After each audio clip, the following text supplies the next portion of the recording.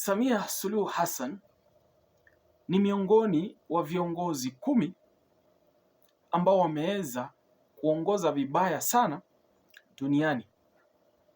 Sasa katika uchunguzi ambao umeweza kufanyika, Samia ameweza kuibuka miongoni mwa viongozi 10 duniani kutoka mataifa mbalimbali ambao wameweza kuwa na uongozi mbovu zaidi katika mwaka wa 2025. Lakini pia katika viongozi hao, Samia ndo rais peke yake kutoka nchi za Afrika ambaye ameweza kuibuka katika listi hiyo. Katika listi ambayo imeweza kutoka, viongozi walioweza kuchaguliwa kwenye listi hiyo ni baadhi ya viongozi walioweza kuonekana kuzitumia vibaya haki za watu kama ile freedom of speech ameweza kuizima, freedom of expression zimeweza kuzimika, lakini pia na haki zingine nyingi za raia ambazo zimeweza kutumika vibaya katika mataifa haya. Sasa Samia ameweza kuibuka nambari 8 ndani ya viongozi 10 duniani ambao wameweza kuhakikisha kwamba maisha ya wananchi wao hayajaweza kuwa bora. Sasa hili limeweza kusema hivi, World's Tyrant of the Year. Kisha kukatolewa maelekezo kwamba choose from our list of short list of 10 authoritarian leaders and vote on who you think has done most to crack down on freedom of expression this year. Sasa viongozi hao ambao wameweza kupendekezwa hapa, wananchi wameweza kuulizwa kupiga kura kuweza kusema kwamba wanadhani ni kiongozi mgani kati hawa 10 walioweza kuorodheshwa hapa ambaye kwamba ameweza kufanya vibaya zaidi kwa haki hii ya freedom of expression. Nani ameweza kuitumia vibaya sana hii haki ya freedom of expression?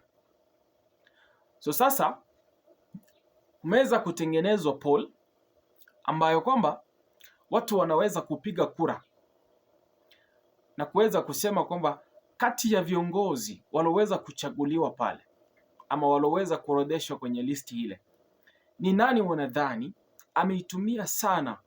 ameitumia vibaya freedom of expression kwa wananchi wake.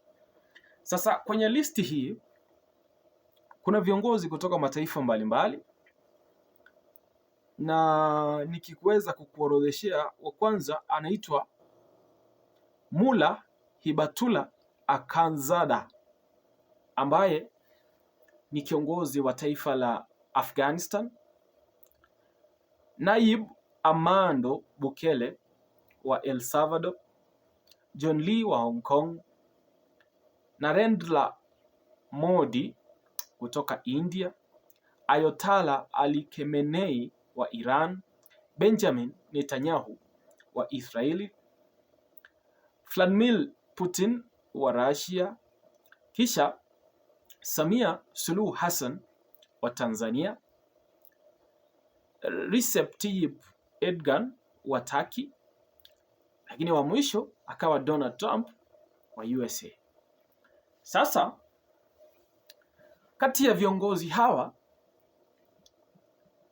ni baadhi ya wale wameweza kuteuliwa wakaweza kuorodheshwa kama viongozi walioweza kuitumia vibaya freedom of expression na kuweza kuwanyima wananchi wao haki ya kuweza kuhakikisha kwamba wanapata ile freedom of expression. Mtu unaweza kuzungumza, unaweza kusema vile unafikiri, unaweza kutoa maoni kuhusu jambo lolote fulani, unaweza kushiriki katika masuala yanayoweza kulihusu taifa lako. Sasa kile ambacho kimeweza kumulikwa hapa, msikilizaji, ni kwamba Tanzania hivi sasa freedom of expression imefunikwa kabisa. Kivipi? Ikiwa kuna swala linatokea vibaya, mwananchi wa kawaida ukajaribu kulizungumzia, inatokea unapotezwa, unatekwa ama unauliwa. Na sasa hicho kinasababisha kwamba Watanzania wamenyimwa matumizi ya haki ile ya kujieleza ama kujizungumzia kile ambacho wanahisi sio bora, ama kuweza kuwasilisha maoni yao kwa njia mbalimbali. Katika siku za hivi punde kumeweza kuonekana kwamba ukiweza kushiriki maongezi yoyote katika mtandao ambayo ni kinyume na serikali, ikiwa haujaweza kuisifu serikali ama CCM, ikiwa umewasilisha hoja zako ambazo zinaonyesha kwamba unapinga sera za CCM ama unampinga Samia Suluhu ama yoyote katika serikali ya Samia Suluhu, unachukuliwa hatua. Baadhi ya hatua hizo zikiwa zile ambazo hazipo kwenye constitution ama hazipo kwenye katiba ya Tanzania. Tumeweza kuwaona baadhi tu ya watu walioweza kujaribu kuzungumza katika mitandao, pengine wakaweza kuzungumza popote pale. Wale walioonyesha kwamba wamesimama na wananchi wameweza kuchukuliwa hatua. Wale walioweza kusimama na kuitisha maandamano kusema kwamba hapa bwana, taifa haliko sawa, wameweza kuchukuliwa hatua. Wale wa Tanzania walioweza kujitokeza na kushiriki maandamano ya baada ya uchaguzi wa tarehe 29, wengi sana walipata kuuawa. Baadhi yao walipata kutekwa. Kuna Watanzania wengi wameishi kwa uoga, wameishi kujificha, kukwepa kutopatikana na serikali, kwa sababu waliweza kusema labda jambo moja ama jingine lililokuwa tofauti na sera za serikali. Sasa visa kama hivi vimeweza kusababisha kwamba freedom of expression nchini Tanzania ama haki ya kuzungumza wazi haipo tena. Wananchi hawako wazi kuzungumza. Juzi tume ya uchunguzi nchini Tanzania iliweza kutumia Watanzania meseji na kuweza kuwaomba kutoa ushahidi wa masuala yaliyoweza kutendeka tarehe 29 na siku chache zilizoweza kufuata. Lakini wananchi kwa sababu ya hofu ile iliyoweza kusambazwa na serikali ya Samia wameogopa kutoa ushahidi, kwa sababu ukiweza kufanya hivyo inawezekana ukapotezwa, inawezekana ukauawa, inawezekana ukachukuliwa isiweza kujulikana ulipelekwa wapi. Hiyo ni freedom of expression yenye Watanzania wamepata kunyimwa. Na sasa katika poll hii iliyoweza kutokea leo, Samia ameweza kuibuka kati ya viongozi ambao wameweza kuitumia vibaya sana freedom of expression. Na sasa wananchi wameombwa kupiga kura, wananchi kutoka sehemu zote nchini duniani, sio kama Tanzania peke yake, kupiga kura kwa kiongozi yule ambaye wanahisi kwamba ameweza kuitumia vibaya zaidi haki hii ya freedom of expression. Lakini pia Samia Suluhu Hassan ameweza kuibuka kama kiongozi wa pekee kutoka mataifa ya Afrika ambayo ameweza kuitumia vibaya sana haki hii ya freedom of expression, na jina lake limekuwa la kipekee kuibuka katika orodha ya viongozi 10 duniani walioweza kutumia vibaya freedom of expression, ama walioweza kuwanyima wananchi wao haki ya kuweza kuitumia sheria hiyo ya freedom of expression. Sasa msikilizaji,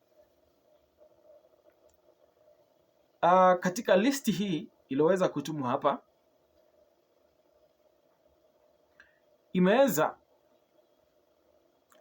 kuhighlight ama imeweza kupitia masuala ambayo yameweza kushuhudiwa katika uongozi wa Samia ambayo yanafanya kwamba aweze kuorodheshwa kwenye listi hii. Cha kwanza kikiwa uchaguzi uliojaa damu ya Watanzania. Uchaguzi ule uliojaa damu ya Watanzania ulisababishwa na mauaji ama na ukosefu ama kutotaka kupeana nafasi ya kuweza kutumika ile haki ya kupata kuzungumza, ile haki ya kupata kujieleza kama mwananchi kwamba hiki ni kibaya na hiki ni kizuri, tunataka hichi na hatutaki hichi.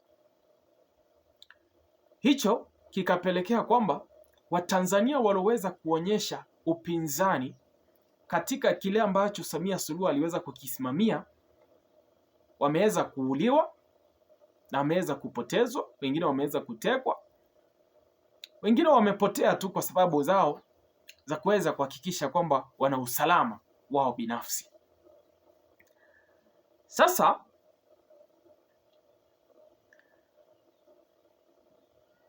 uchaguzi uliweza kufanyika, Samia alipata kushinda na 98%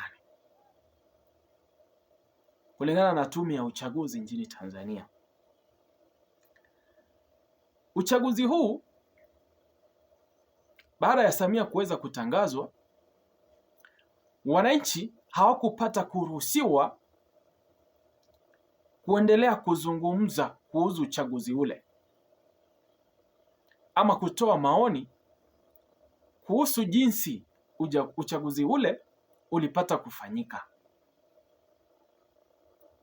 Na ndio mpaka sasa serikali ya Tanzania haitaki kusikia mwananchi yoyote akipata kujihusisha na shughuli mzima ya kuweza kuzungumza masuala yaliyoweza kutendeka siku na baada ya uchaguzi wa tarehe 29. Lakini pia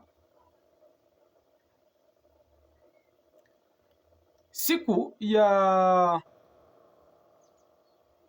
tarehe 9 Disemba, msikilizaji, kuliweza kuandaliwa maandamano ya kuweza kupinga serikali ya Samia. Ilikuwa maarufu kama D9. Wakati maandalizi ya D9 yanafanyika, serikali kupitia kwa jeshi la polisi iliweza kupiga marufuku maandalizi na kufanyika kwa maandamano yale ya D9, huku wakiweza kusema kwamba kilichokuwa kinaandaliwa sio maandamano bali ni mapinduzi.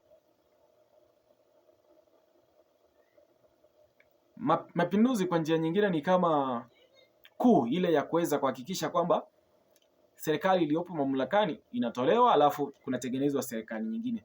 Kwa hivyo alivyoweza kuzungumza waziri ule wa usalama wa ndani nchini Tanzania, aliweza kusema kwamba anahisi kile ambacho kinapangwa ni mapinduzi na sio maandamano, na kwa hivyo akaweza kuyapiga marufuku na kukaweza kutiwa polisi katika kila mitaa ili kuhakikisha kwamba hamna mwananchi ameweza kutoka, hamna mwananchi ameweza kujiongea, ameweza kupata haki ile yake ya kuweza kuhakikisha kwamba amepitisha ujumbe wa kusema kwamba hajaridhishwa na jambo fulani lililoweza kufanyika.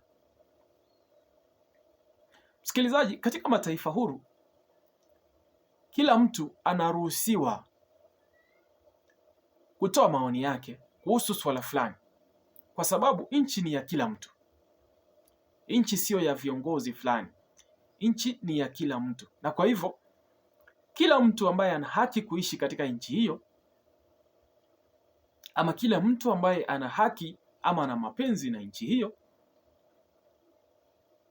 ana ruhusa ya kuweza kutoa maoni, ya kuweza kusema kwamba jambo fulani halijakaa vema na jambo fulani linapaswa kushughulikiwa ama kufanywa vitofauti, jambo ambalo mpaka sasa Watanzania wamepata kunyimwa.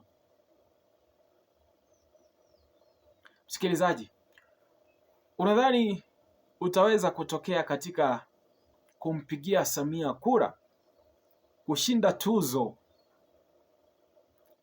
la uongozi mbaya zaidi duniani kupitia kwa uvunjivu wa sheria ya freedom of expression? Achia maoni yako kwenye comment section, lakini zidi kutufuatilia. Hakikisha kwamba unazidi kutufuatilia na kushare kanda zetu kwa makundi mengine. Tupo hapa kila siku kwa kuweza kuhakikisha tumekupatia uchambuzi wa kina kuhusu masuala ya kisiasa yanayoweza kutokea sehemu zote ambazo zinatukaribia, kuweza kuhakikisha kwamba tunapata kuelimika na tunapata kuelewa ni kipi kinachoweza kutendeka na ni kipi kinachoweza kuendelea. Zidi kupiga subscription, tuzidi kupatana, tuzidi kuelimishana.